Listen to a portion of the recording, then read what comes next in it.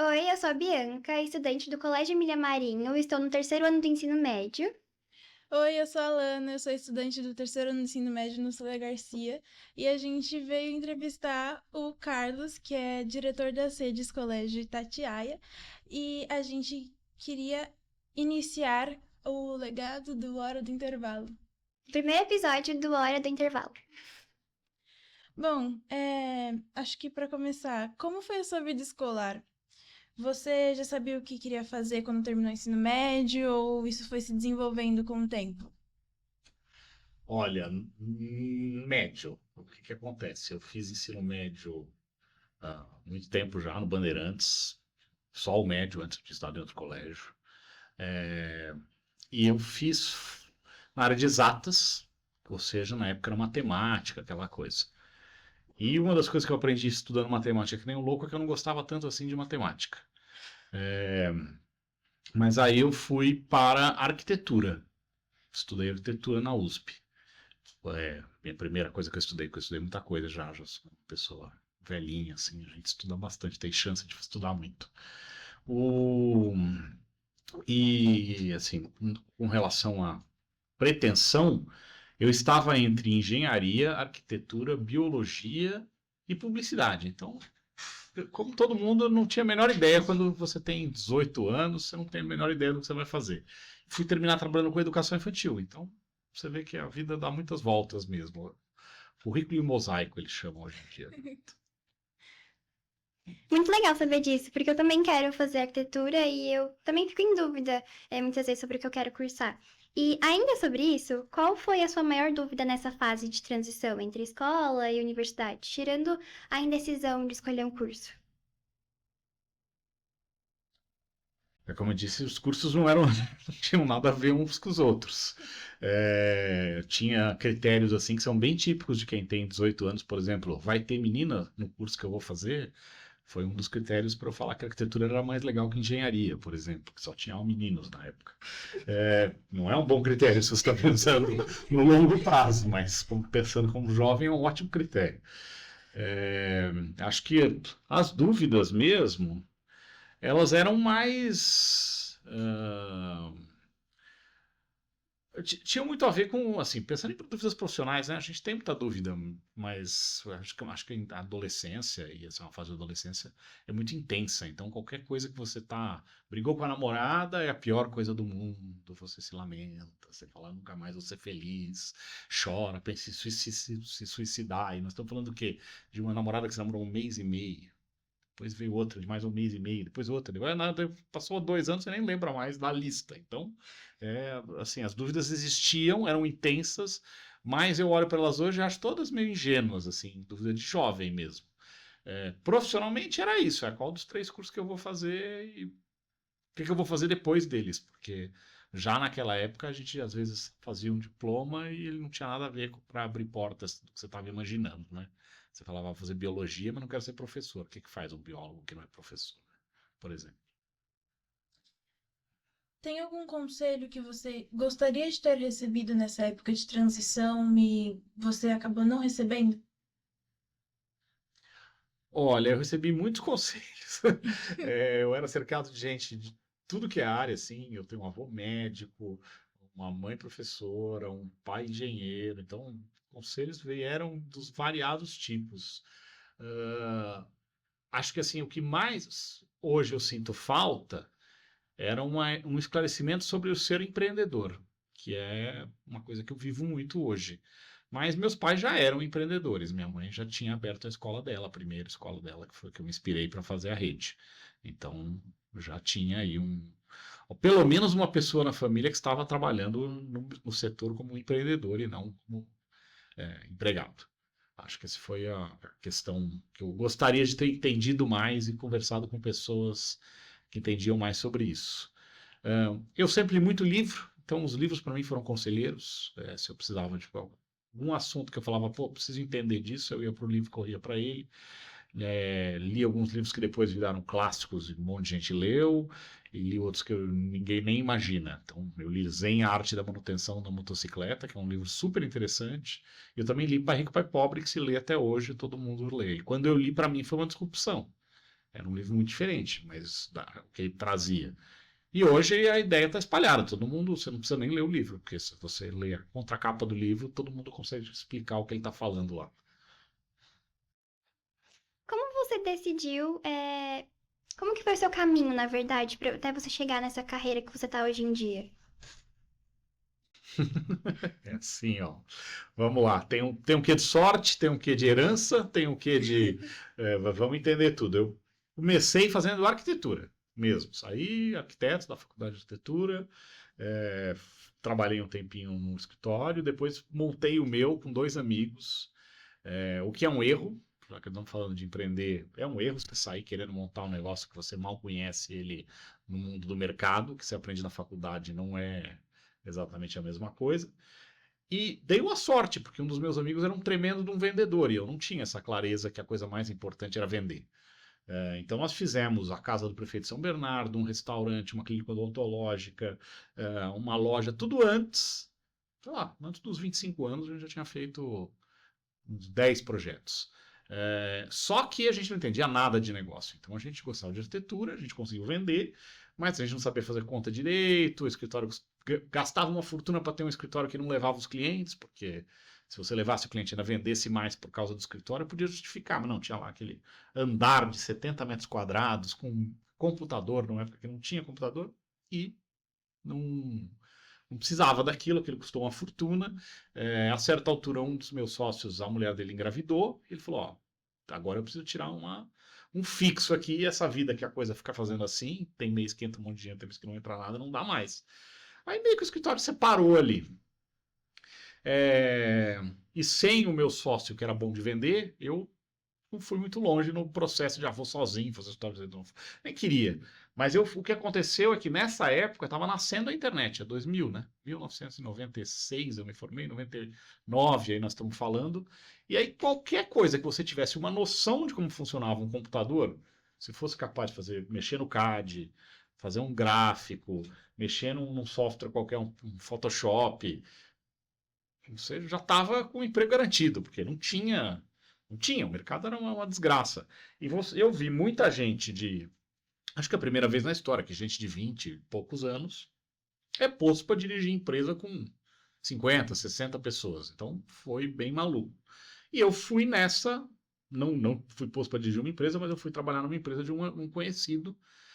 Entrei porque eu fazia design e sabia mexer mais no software de design, e acabei virando um negócio que chamava Webmaster, que eu acho que nem existe mais.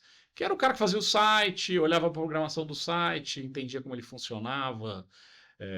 Tô falando que minhas respostas vocês estão perdidas. Vou ficar meia hora aqui. Daí dessa empresa, veio a quebra da internet. Não sei se vocês sabem que teve isso. Quando aqueles 2 aviões bateram nas torres gêmeas, a bolha da .com estourou no dia seguinte. A bolsa caiu e aí as empresas que não davam muito dinheiro sumiram. Note que assim, não é que elas estavam erradas, elas não estavam prontas ainda. Então, por exemplo, tinha uma empresa que vendia roupa na internet.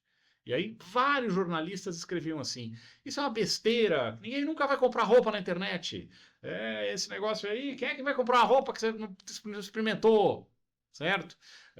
Tênis, que asneira, não sei o que. Ah, não, genial é o cara da Amazon, que está vendendo livro e ele está vendendo um negócio que as pessoas vão comprar.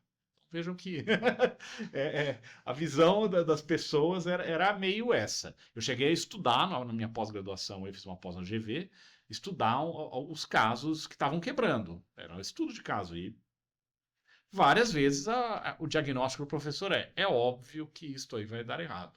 E eu olho hoje e falo assim, bem, passados 30 anos, várias daquelas ideias que não foram tão para frente, ou que duraram tempo, por exemplo, Par Perfeito, era um site de relacionamentos. É boa a ideia ou é ruim a ideia? Tá aí o Tinder até hoje. O que sobrou daquela época? Cato, Mercado Livre, então, algumas coisas que tinham naquela época estão aí até hoje. Mudaram muito, deram muitas mudanças porque elas eram, mas estão aí até hoje. Saiu disso, eu comecei para ganhar um troco a dar aula particular. Quando a .com quebrou, né, que eu falei para vocês, eu ainda fiquei mais um ano recebendo um belíssimo salário numa outra empresa, mas até que acabou, eles encerraram um monte de empresa e pronto. E aí eu comecei a fazer aula, porque como eu tinha estudado muito para entrar no vestibular, eu sabia mais ou menos da aula. Sabia mais ou menos uma matéria. Da aula é outra história, né? Mas eu comecei a dar aula e descobri que eu sou uma pessoa que sabe dar aula. Vocês estão conversando comigo aqui, vocês devem ver que eu tenho alguma competência de comunicação razoável. Então, dei aula, comecei a dar aula particular. Aí eu pensei no meu primeiro negócio fora da arquitetura, que era, vamos fazer um negócio de dar aula particular. Peguei um colega meu e a gente começou a tentar fazer o que a gente queria. A gente queria padronizar essa ideia do professor da aula particular e criar uma redezinha que na porta de cada colégio desses que tem na cabeça que o negócio é passar no vestibular, vai ter a gente ali dando uma aula extra ali para o aluno na hora que ele se arrebenta naquela matéria. O negócio, não conseguimos transformar ele num negócio escalável, como a gente tinha imaginado. Não é um negócio óbvio. Tem sazonalidade, sabe o que é sazonalidade? É nem sorvete, que vende no verão e no inverno. Então, a aula particular também tem esse problema. Tem horas que todo mundo está comprando, tem horas que ninguém está comprando. Então, era um negócio difícil, mas pagava as contas. E aí a gente começou a ter vários alunos que vinham juntos pedir ajuda para algumas provas. Aí quando a gente descobriu que tinha um outro negócio que era preparar para concurso público. Já existiam empresas que faziam isso, a gente começou a fazer isso também. E, em especial, comecei a preparar para a entrada de mestrado e doutorado na Universidade de São Paulo. Comecei a ver as provas, comecei a estudar como é que elas funcionavam. Fiz a prova, fiquei entre os 2 primeiros colocados. Quando eu fiz, falei, perfeito, sei preparar as pessoas para isso, porque eu sei a matéria. E comecei a preparar as pessoas para isso. Por isso até que eu acabei fazendo mestrado depois, na sequência. Certo, lá esse detalhe, na sequência para fazer mestrado. E fiquei neste jogo por quase 10 anos. Então, fazendo cursinho, pagava minhas contas, etc e tal. Mas, a certa altura, eu entendi o seguinte, não era um negócio escalável. O que eu quero dizer com isso? A gente já atendia 4.000 pessoas na cidade de São Paulo, que eram as 3 provas que a gente preparava, e esse era o tamanho do mercado. Ele não existia mais gente para a gente vender. Então ele dava um dinheiro, mas ele ia dar esse dinheiro para sempre. Era aquilo ali, não existia como fazer aquilo ficar maior. E eu sempre conto que assim, a diferença entre a padaria, o dono de uma padaria, e o Abílio Diniz, é que algum dia o Abílio Diniz olhou para aquela padaria e falou assim, cara, como é que eu vou sair de trás do caixa aqui da padaria, vou pôr uma pessoa aqui e vou fazer outra padaria do lado da rua. Na hora que ele entendeu como ele ia fazer isso, ele abriu o caminho para ter 50.000 supermercados por aí, certo? Não eram padarias, eram mercadinhos, mas é a mesma coisa. Então, a graça está em você crescer em escala. O que a internet possibilitou hoje? Os youtubers estão ficando ricos, os influencers. Por quê? Porque eles tornaram possível para uma pessoa que não tem nada, só uma câmera e uma boa ideia, chegar em milhões de pessoas. Eles deram a escala para quem não tinha escala nenhuma. Você fazia piada, teus amigos riam e acabou. Agora você faz a piada e tem 10 milhões de seguidores seguindo você porque você fez a piada. Então, eles tornaram isso possível, eles deram a escala para você. E nessa época, a gente falou, isso aqui não tem como escalar. Podia, no máximo, abrir mais um cursinho igual em Brasília. Era o máximo que você podia fazer. E aí, enquanto isso, eu ia jantar nos meus pais e eu ouvia falar da escola, eu almoçava nos pais falando da escola, eu passei minha vida ouvindo falar da escola. Aí eu falei, poxa, essa escola de educação infantil que minha mãe faz e que todo mundo fala, essa é a melhor escola do bairro, essa escola é maravilhosa, é referência, etc e tal, eu posso transformar isso num produto escalável. Então, aí eu comecei a olhar. Só que transformar a educação em produto exige uma mudança de mentalidade, porque você tem que estar sempre um passo atrás pensando, isto é educação, antes de pensar que isso é um negócio. Se não pensar como um negócio, ele vai para o buraco. Mas se você não tiver um passo atrás e falar assim, caramba, estou vendendo uma coisa que é muito nobre, você tem que estar tomando muito cuidado, com o tempo você estragou o seu negócio e se estragou no processo. Dei uma resposta boa já? Deu. Por isso que eu falei, vocês fazem uma perguntinha, 2 horas. Bom, existe algo nessa carreira que você teria feito diferente? Se você pudesse mudar, você mudaria? Putz, acho que não. Tem muito erro que a gente comete, mas, sim, o erro foi cometido, você aprendeu com ele também, então acho que não. O que eu posso dizer, talvez eu não tivesse deixado a minha escola usar a tela para ensinar a criança na pandemia, que eu já achava que estava errado, e ali eu tive certeza depois. É, mas isso não sou eu, né? Todo mundo tinha que ter feito isso, tinha que ter tido juízo e falar, não, deixa as crianças brincando, esquece esse negócio de achar que eles vão aprender alguma coisa vendo uma aula na tela do celular com 6 anos de idade. Bem, pode seguir. Quais habilidades você considera importante, além das matérias de escola, sabe? Essenciais, assim, pra faculdade. Faculdade ou para depois da faculdade? Pode responder sobre os dois. Oxi.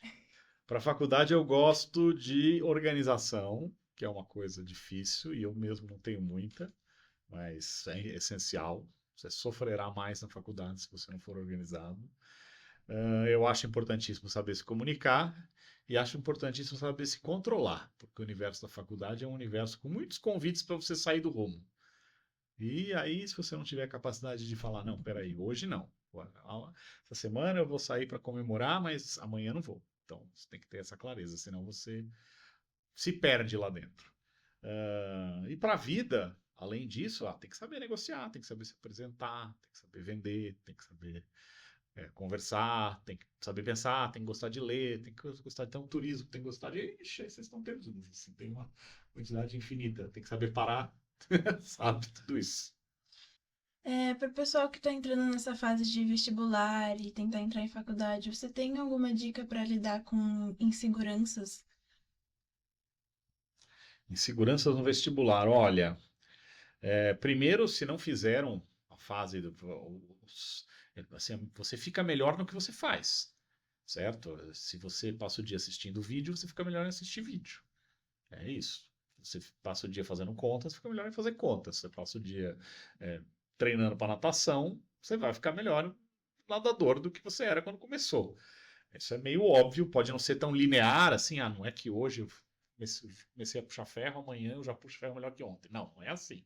Mas no longo prazo isso diminui a insegurança, você ir treinando constantemente um pouquinho todo dia, inclusive treinar para não ficar inseguro. Treinar no, tá bom, como é que eu tô ficando nervoso? O que é que eu faço para não ficar nervoso? Que mecanismos eu posso construir para não ficar nervoso? Eu respiro, tem gente que respira. Eu como um chocolate, cuidado, porque no longo prazo pode dar ruim, mas no curto prazo pode ser ótimo.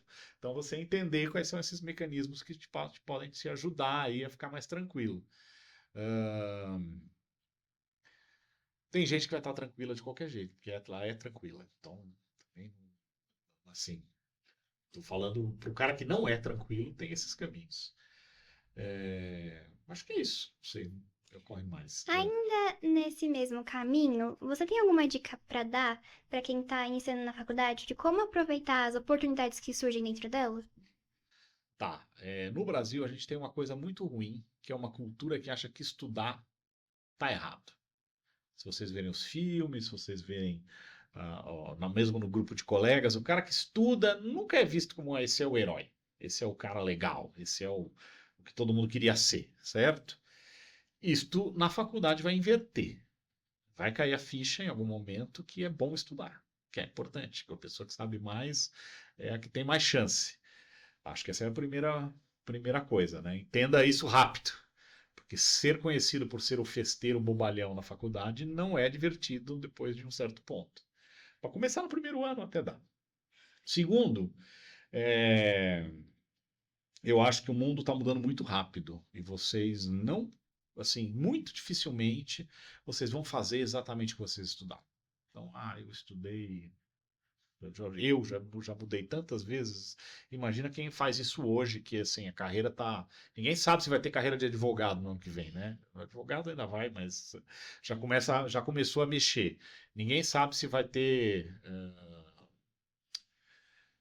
sei lá. Ou vou reformular, abrir um monte de carreira que ninguém sabia que existia. Algumas são releituras das carreiras antigas, uma bobagem assim. Hostess, que é a pessoa que faz a recepção num lugar. É uma bobagem, mas é uma carreira, certo? E já existiu há muito tempo, só que tinha outro nome, era de outro jeito. Agora ela tem até no restaurante. Naquela época só tinha no castelo para entrar lá em contato com o rei. Então, essas A gente tem uma ampliação muito grande das possibilidades. YouTuber, digital. Influência. Não, mas não é só isso. Tem um cara que vai vender para você virar um digital influencer. Entendeu? Eu concordo com você, mas é isso. Tem um monte de coisas que vão nascendo em volta das novas tendências que as pessoas não enxergam normalmente. Então, tem a inteligência artificial aí revolucionando tudo. Eu imagino que já tem a gente ensinando os outros a usar a inteligência artificial. Imagino, porque ela, apesar dela parecer uma coisa muito fácil para o usuário, pra você usar ela de verdade, ela não é. Pra você usar e ganhar escala e fazer. Vou poupar meu tempo aqui. Eu vejo muitas vezes o pessoal lá na escola fazendo tarefas que eu falo, cara, tenho certeza que se você for na internet, no chat GPT e perguntar, ele vai te ensinar a fazer isso aí mais rápido do que ficar copiando, colando uma coluna para o outro, que é sabe aquela coisa? Tem nego que fica no Excel tentando fazer passar de um lado para o outro. Então, acho que tem isso. Vocês têm que ficar com a mente aberta e pensando, tá bom, o que vai sair daqui além do conteúdo? Porque eu estou aprendendo biologia, certo? E como eu falei, quando eu estudei, na minha cabeça, biólogo era o cara que ia dar aula de biologia. Hoje eu olho e falo, meu Deus, o que virou o campo da biologia? A pessoa pode trabalhar com toda essa parte de expansão agrícola que a gente tem aí, ela pode trabalhar com pesquisa, ela pode trabalhar com até drone de irrigação na área rural, até teste de Covid, tudo isso passa por biólogo, por biologias. Então, você fica olhando e fala assim, cara, o negócio é difícil. E quem é que imaginava que existia um negócio baseado em vender um teste para saber se está doente na hora? Certo? O negócio existe. Ou quem imaginava dar o mais fácil? Que eles iam inventar um satélite estacionário, que a gente ia conseguir se localizar em função do satélite estacionário. Como existe o satélite estacionário? Como eu sei me localizar em função a ele? Eu posso pôr no meu celular, posso me achar. Como eu me acho, eu posso achar o outro. Como eu posso achar o outro e os outros todos, eu posso mapear o trânsito. Como eu posso mapear o trânsito, eu posso oferecer o serviço de táxi pelo telefone. Esquece, gente. A gente vê filme que prevê o futuro, eles nunca vão nesse lugar. Eles estão sempre ali no comecinho. Então, vocês vão ver muita coisa mudar. Pode acreditar nisso. Fique espertíssimo, porque as coisas estão mudando e é ali que estão as oportunidades. Para encerrar, uma dica que você daria para as pessoas que estão iniciando essa fase de transição, que você acha muito importante dar essa dica? Porque está iniciando essa Isso. fase de transição, o quê? De entrar na faculdade. Vestibular, escolher o curso, mercado de trabalho. Eu acho que eu ficaria naquela questão de que é tudo muito intenso, então, menos, não sofra tanto. Relaxa. Não sofra tanto, a gente sofre muito e não precisa sofrer tanto. Acho que seria essa. Bom, muito obrigada. É uma honra entrevistar você. É uma honra porque hoje é o primeiro episódio do Hora de Intervalo. Espero que tenham outras edições. É muito bom estar aqui. E é isso. Muito obrigada por terem acompanhado e assistido ou escutado até aqui.